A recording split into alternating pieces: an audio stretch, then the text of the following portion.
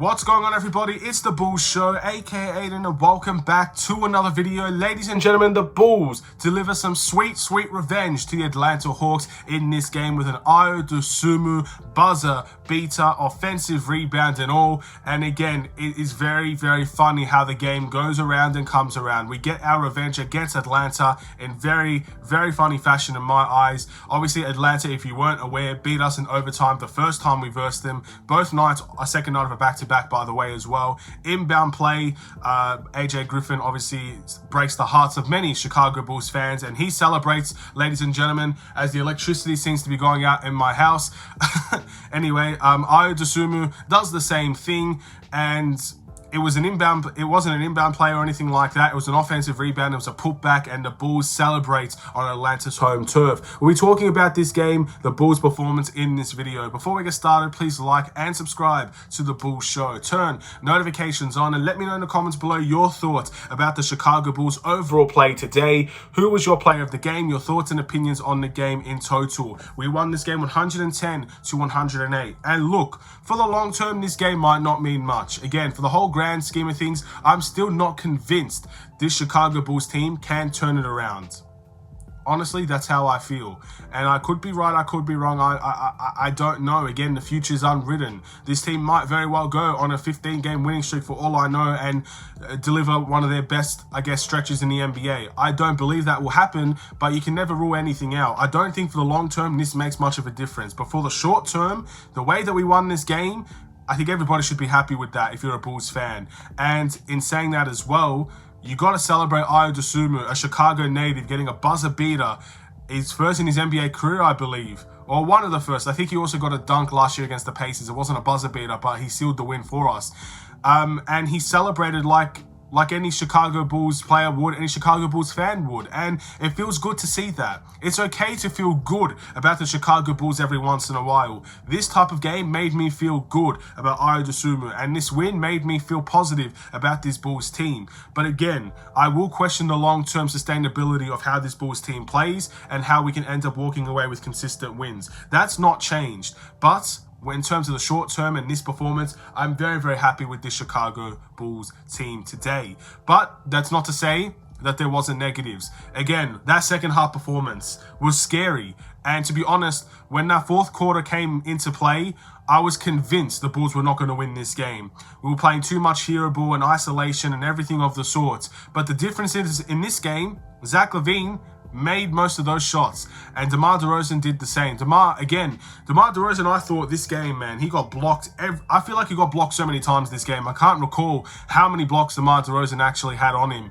But when it comes to the last shot, or the second last shot of the game, the last shot he airballed, but the second last shot of the game, he made a big one as well. So the Bulls made their shots in the final stretches of the game, and we actually won a closer competitive game this time around. You don't often see that from this Bulls team as well. So the second half I was worried about, and I thought we were going to lose. I thought Alex Caruso not being there and his defensive presence was a big one. Trae Young erupted for his points in the third quarter. Simple as that. He went absolutely berserk in that third quarter. He was playmaking like it was nobody's business as well. The Bulls defense dropped dramatically. You can even tell from the plus minus. I know it's not the biggest stat to look at in terms of of the entire thing, but Alex Caruso had the highest plus minus on the team. I really think his, I guess, presence not being there was a big difference for this team, in my opinion, and that's why Atlanta came back. I believe we were up by around 16 points, and Atlanta came back and they took the lead, and they were up big in that fourth quarter as well. But we came back as well. We got to give ourselves some credit in this game.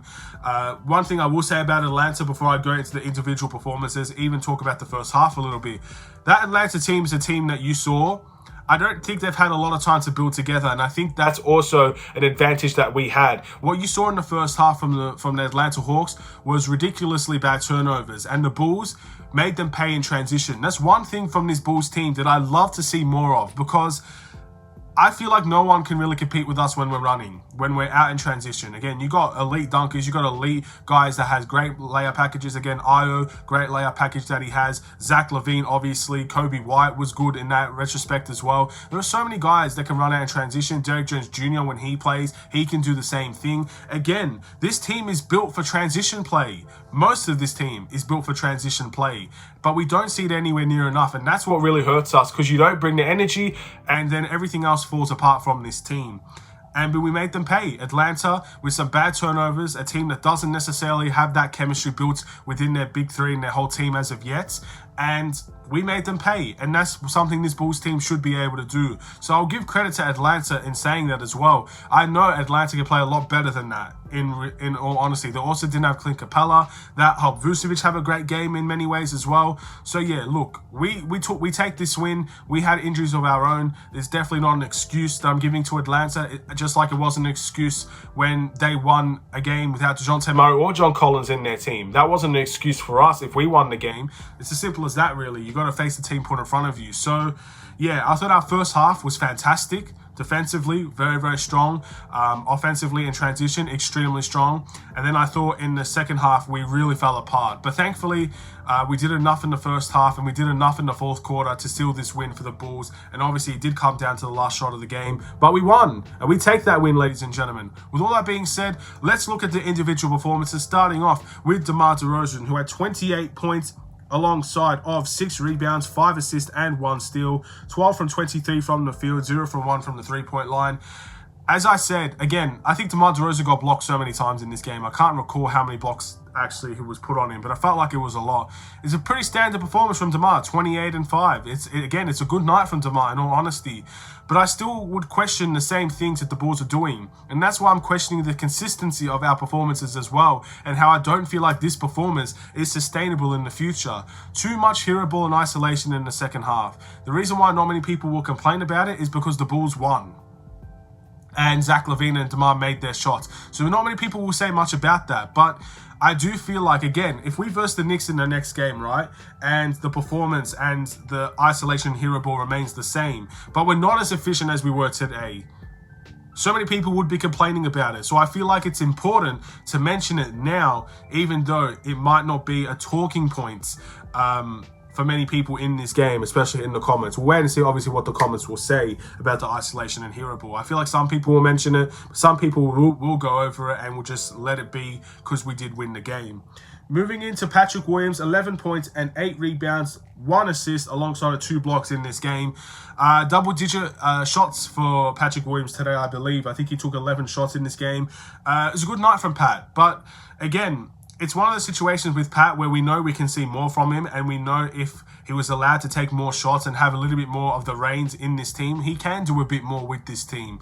But that's obviously not his role right now. His role is to be a guy that takes open shots, a guy that will get his own offensive rebounds and shoot and stuff like that. He got a nice posterizing dunk in this game. He got a nice mid-range open shot in this game. Again, he had some big moments, and it was very close to a double-double today. So I can't complain about Patrick Williams' performance today. But you just know when you watch him, you can see more out of Pat. And I know I can see more out of Pat. It's all about whether or not the Bulls, the head coach, Patrick Williams, whoever's problem it really is, can be resolved, and we can allow Patrick Williams to be a better version of himself. I don't know if that will ever happen. Maybe this is just the best version of Pat that we will see. I don't know. Again, time will tell really in terms of that instinct. Moving into the next one. Nikola Vucevic, 20 points, 7 rebounds, 2 assists, 1 steal, and 1 block in this game. 8 from 17 from the field, 2 from 7 from the three-point line. I felt like it was a game of two halves for Vucevic. The first half in the post, it was great to see. We capitalized on their small ball liners for the most part. We did very, very well in that instinct. And again, we actually made a committed effort to go to Vuce. In the second half, I feel like we went away from that a little bit too much. It was too many threes from Vucevic as well. So yeah, it's a game of two halves for sure. But Vucevic was very strong in the first quarter, as he was in the last game. And I still think we need to go to him. Again, when teams are playing smaller than us, we got to capitalize on that. Vucevic should be the #1 scoring option on this team when other teams play small ball. When you see obviously Clint Capella hurt and the Atlanta Hawks don't have their rim protection, a lot of their rim protection out there, we got to capitalize on that. And I think we did in the first half, and we didn't in the second half. I also think that's a big reason why Atlanta came back in this game. Then we moved to Zach LaVine. He had a 22-point, 5 rebound, 5 assist night alongside of 1 steal in this game.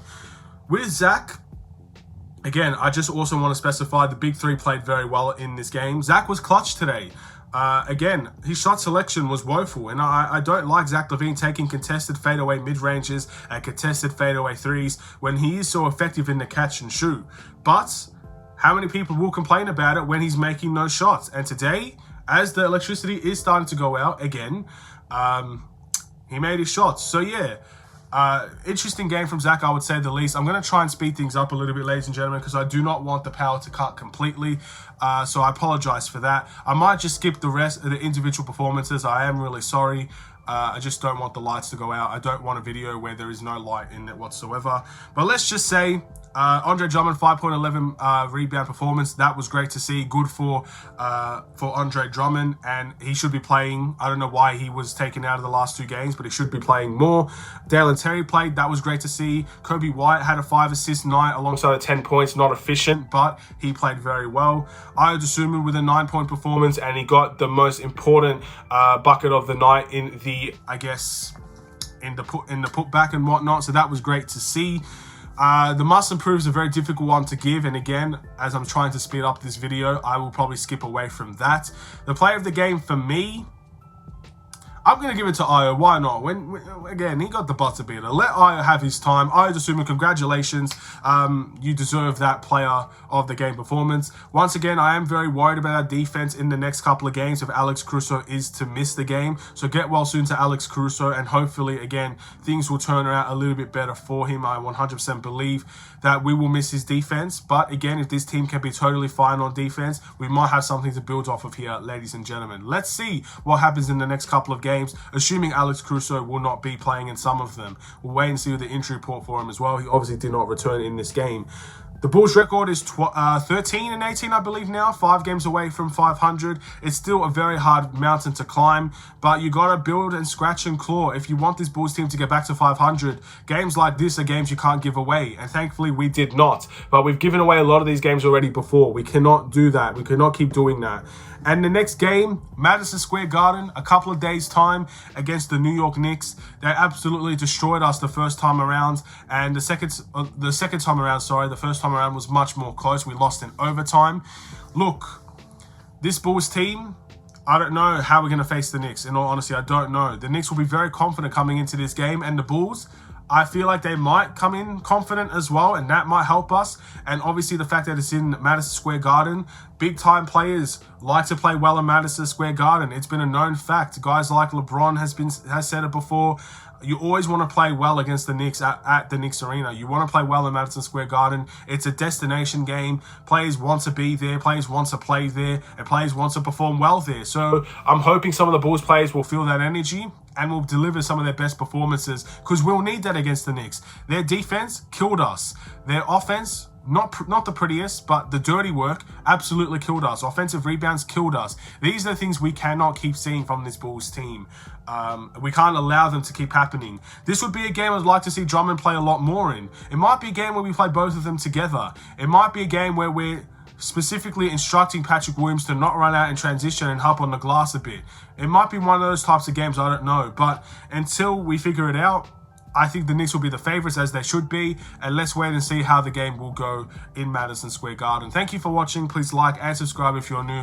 Once again, I do apologize, but I just don't want the power to go out, and I do not want to make this video for the 3rd time because of, I guess, all the situations and everything that's been happening right now. So with all that being said, have a wonderful and safe day. Stay safe, stay healthy, stay tuned for more.